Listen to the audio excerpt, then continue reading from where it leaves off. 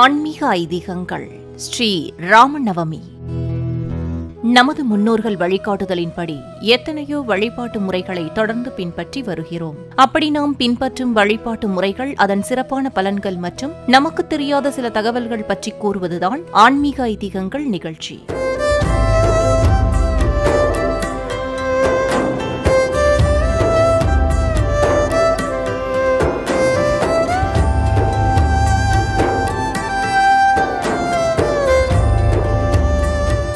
அந்த வகையில் ஸ்ரீ ராமநவமி பற்றி இன்றைய ஆன்மீக ஐதீகங்கள் நிகழ்ச்சியில் தெரிந்து கொள்வோம்.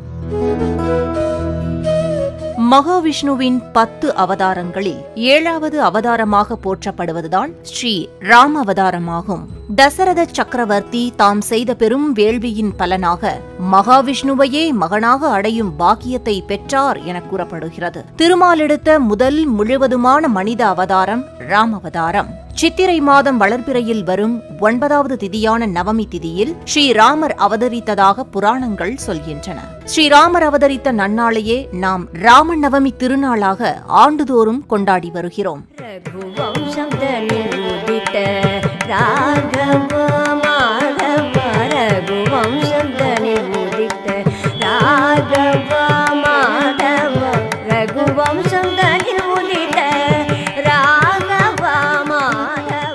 அயோத்தியை ஆண்ட மன்னர் தசரத சக்கரவர்த்திக்கு கோசலை, கைகேயி, சுமத்திரை என 3 மனைவிகள் இருந்தனர். நாட்டை நன்முறையில் ஆண்டு புகழின் உச்சியில் வெற்றி கொடி கட்டி பறந்த தசரத மன்னனுக்கு குழந்தை பாக்கியம் மட்டும் இல்லையாம்.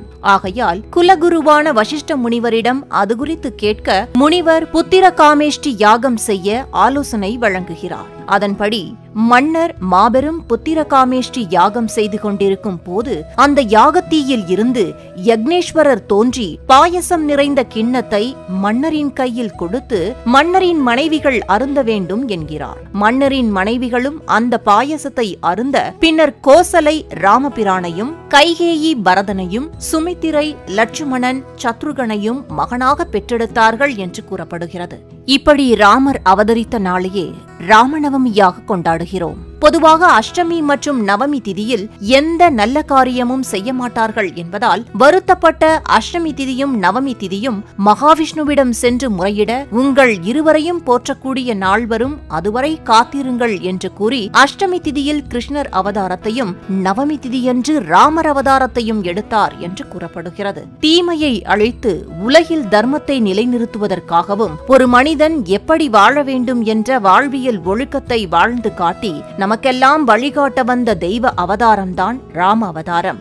ஒரு சொல், ஒரு வில், ஒரு இல் என்று வாழ்ந்த ராமபிரான் சைத்திர மாதத்தின் 9வது திதியில் அவதாரம் செய்ததாக சொல்லப்படுவதால் வட இந்தியாவில் சைத்திர நவராத்திரியின் இறுதி நாளில் ராமநவமி கொண்டாடப்படுவது வழக்கம். இதனாலேயே இந்த நவராத்திரிக்கு ராம நவராத்திரி என்ற பெயரும் உண்டு.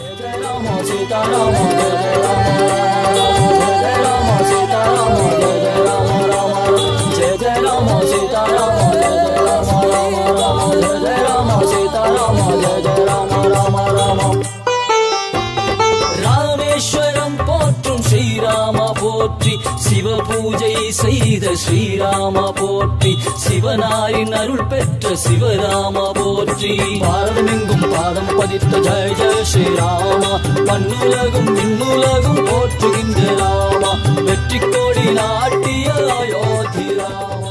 ஸ்ரீராமரின் கர்ப்ப உற்சவமானது யுகாதி தொடங்கி நவமி வரை கோயில்களில் அபிஷேகங்களும் பல விசேஷ பூஜைகளும் பஜனைகளும் நடைபெறும். குறிப்பாக நவமியன்று தொடங்கும் ஜன்மோத்சவம் அடுத்த 10 நாட்களுக்கு தொடர்ந்து நடைபெற்று சீதா கல்யாணத்தில் நிறைவடையுமாம். கேட்டதும் பாவங்கள் நீக்குவதும் படித்ததும் புண்ணியங்கள் அருள்வதும் தான் ஸ்ரீ ராமச்சந்திர மூர்த்தியின் சரிதம். எனவே ராமநவமி நாளில் ஸ்ரீராமபிரானின் புனித சரித்திரமான ராமாயணம் படிப்பதாலும் கேட்பதாலும் பகைவர்கள் கூட நண்பர்களாக மாறிவிடுவதாக கூறப்படுகிறது.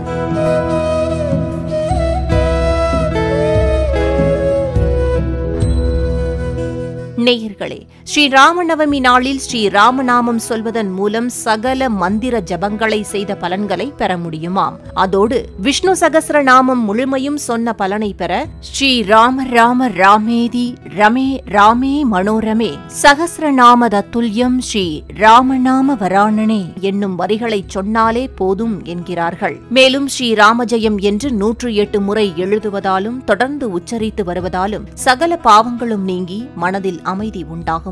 பல துன்பங்களாலும் சிக்கி தவிக்கும் நமக்கு கிடைத்திருக்கும் அருமருந்து ஸ்ரீ ராமநவமி உற்சவம். இந்த நாளில் தவறாமல் ஸ்ரீராமரை நம் வீடுகளிலும் வணங்கி வழிபட்டு வளமுடன் வாழ்வோம். ஆன்மீக ஐதீகங்கள். ஸ்ரீ ராமநவமி.